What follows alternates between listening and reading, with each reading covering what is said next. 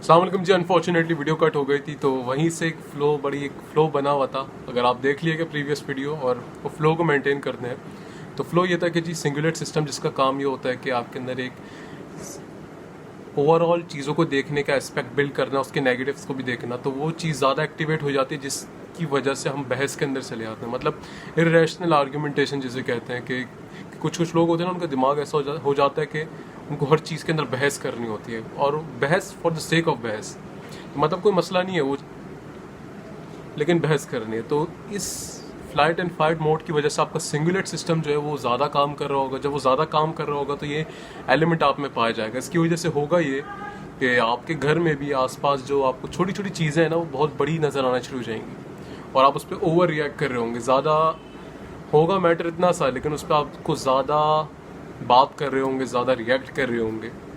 और ये अगर आपको ये नहीं पता ये इन्फॉर्मेशन, तो आपको पता भी नहीं होगा कि आपका दिमाग आपके साथ क्या कर रहा है।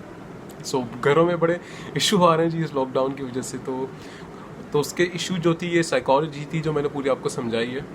और इसका सबसे मेजर इशू जो है ना, वो ये है कि हम जब ह्यूमन को सफरिंग देख रहे हैं, क्योंकि देखिए इंसानियत को सफ़र करता हुआ ना कोई भी एक सही नॉर्मल इंसान से बर्दाश्त नहीं होगी।